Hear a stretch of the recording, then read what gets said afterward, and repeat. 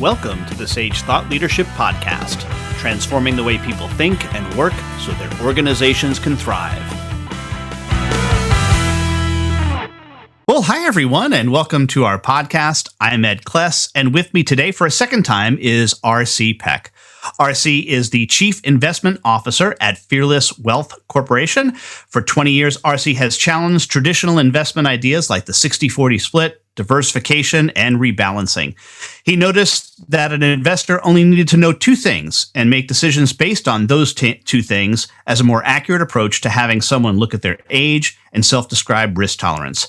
Considered one of the early clinical experts on behavioral investing, he figured out that our behavior was the key to avoiding large and potentially catastrophic losses. Welcome back to the Sage Thought Leadership Podcast, R.C. Peck. Thanks for having me. R.C., first, I want to talk a little bit about what we have learned from COVID about the economy in light of what's gone on with COVID-19. So, there's a couple of things. I don't know if it's as much about what we've learned about the economy or what we've learned about the markets. In regards to the economy question, we have clearly learned there are two, maybe three economies. So that's become really clear. I think what's become even clearer is who the market cares about or what the market is looking at. Right, the market doesn't necessarily really care about non-investors, right? There's about 700 million people around the planet, the richest 9% of the planet, and they have a significant amount of their wealth in the stock market. They're the ones that move the stock market.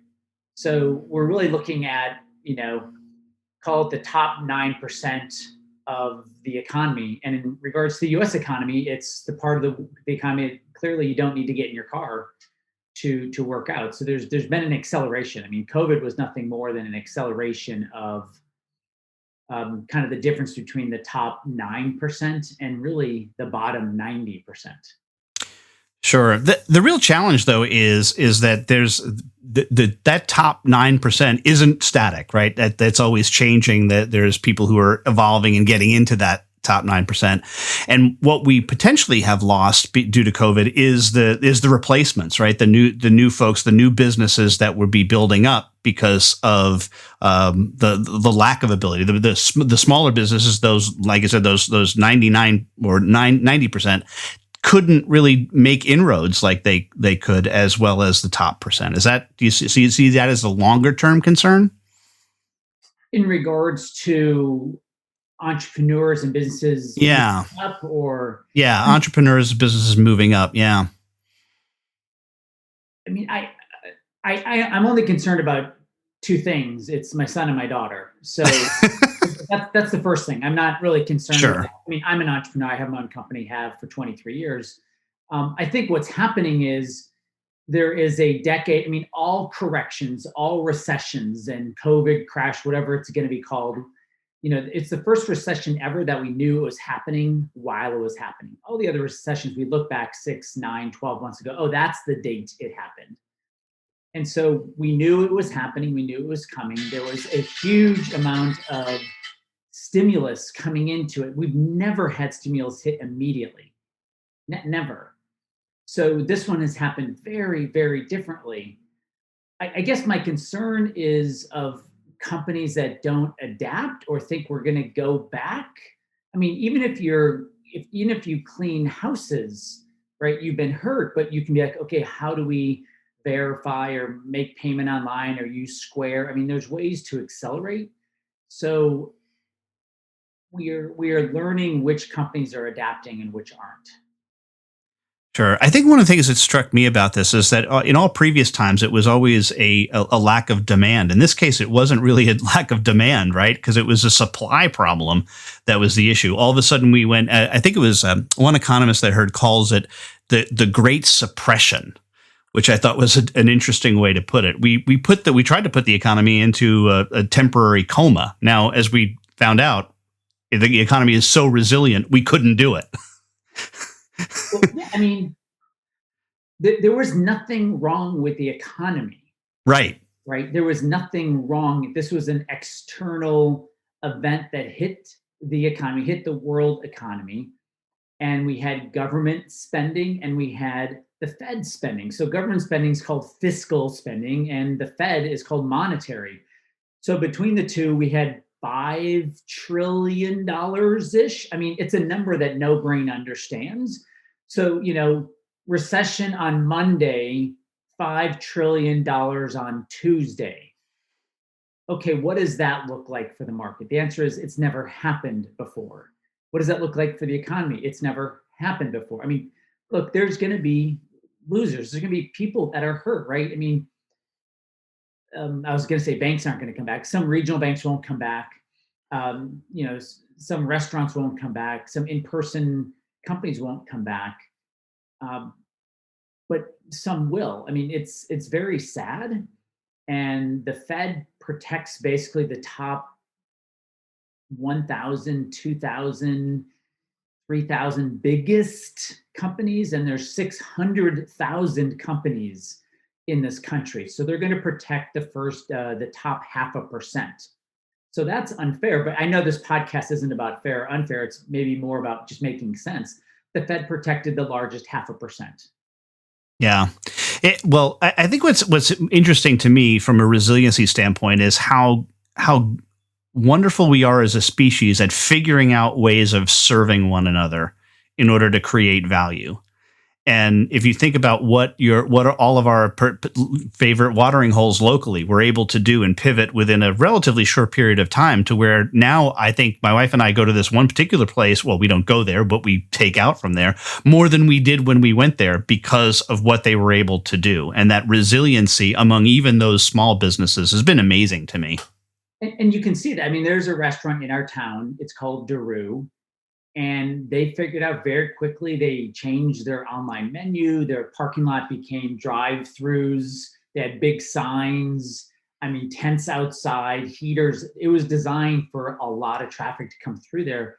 And they figured it out almost immediately. Yeah, it's truly amazing to me how quickly the bottom up can evolve, and I think that's what's most interesting to me. That we think it's about a top down solution, but it's not. It's really about this bottom up creativity. Yeah, and again, everyone was forced. Now some businesses can't, right? Or they couldn't figure it out, or they're just like, it was on the edge anyway, or they're thinking about retiring, or their margins weren't good anyway at full capacity. It's just like, we're out. So it was an accelerant to a lot of businesses to either make them stronger or, send them away. Yeah. The other thing that curiously emerges, the behaviors of us as consumers changed to now. One of the story I like to tell is how often now that I much prefer ordering food on an app because there were options that I learned about because I used the app that I didn't know about when I ordered in person. Well, yeah, I understand it's 2021. I'm reluctant to use my phone for things. And you have to, if you want to get a Shake Shack. Like, I'm not going to go walk up, stand in line, place my order, wait another 20 minutes. 20 minutes from Shake Shack, I'm like, what do you guys want? We place the order. Like, it has changed the behavior. Same thing with Starbucks. Like, I order before. I never ordered before. I hate their app. There's about 19 extra steps I think you don't need to take, but it's like you have to do it now. Mm-hmm. Yeah, and again, what it's proven to me is that I learned things about myself because I was forced into that position. The kind of went out of left field, but I wanted to share this with you. I joked a couple of weeks ago that they should put Chickfila in charge of the vaccine distribution, right? And lo and behold, in charge of it. What's that? They should put Walmart or Amazon. Walmart, right? And yeah, all of these. Curiously, what happened in South Carolina is there was a backup of the vaccines in this one particular parking lot, and the mayor called in the manager of Chick-fil-A to reorganize it, and they went down from a 2-hour wait to a 15-minute wait. I mean, yeah, Chick-fil-A, In-N-Out Burger. I mean, you see how they manage the driving coming in, and it's amazing management. But the same thing with supply chain. How many 4,000, 5,000 Walmarts are there in the country? I mean, they have gigantic parking lots. They could figure this out very quickly if they were asked. whether you like big corporations or not, Amazon and Walmart, they've figured out a lot of things government hasn't. And Chick-fil-A, same thing. They figured out how to get people in, take their order, get them out. Yeah. And the last thing I wanted to ask you about was this. One of the things that I think is abundantly clear is that it's because of the wealth that's been previously created that we were able to do what we did. I don't think 20 years ago we could have afforded as a society to do what we did to the economy. Certainly not 50 years ago, and certainly not 100 years ago, because 100 years ago there was the Spanish flu, and we didn't do anything like shut down the entirety of or try to shut down the entirety of the economy. When you look back then and read, like, governments, mayors weren't doing anything.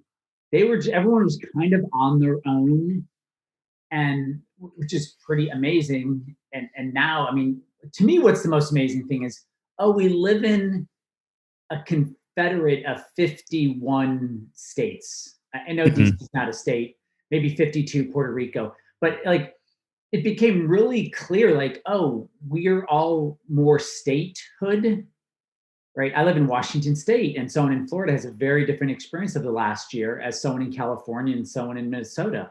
So to me, like, that was something like, gosh, I'm more affected by being in Washington State than being a U.S. passport holder.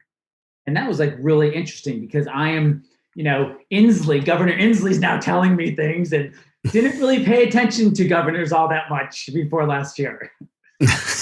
Well, it's almost true that the person who has most influence over you is your homeowners association. They have far more influence over you than whoever the president of the United States. That's for sure.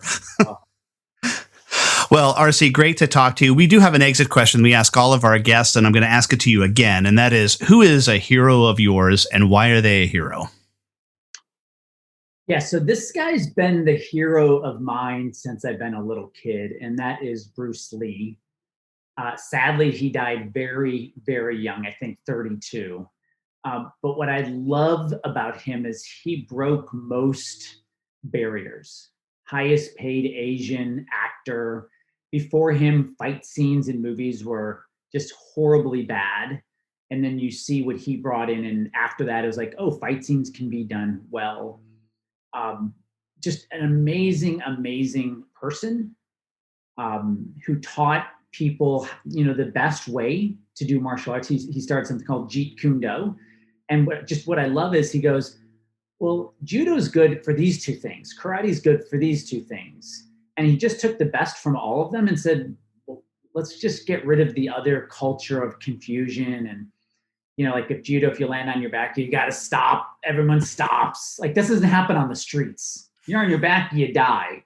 And so he's like, let's just take the best from every martial art and make one from it. I love that idea. So it'd be Bruce Lee. Yeah. And lastly, RC, how can somebody contact you? Super easy. Just go to my website, fearlesswealth.com, and right there on the front page, you can just get into my world, get on our newsletter, fearlesswealth.com. All right, RC Peck, thanks again for being a guest on the Sage Thought Leadership Podcast. All right, thanks so much. Review and subscribe by searching your podcast player of choice for Sage Thought Leadership Podcast.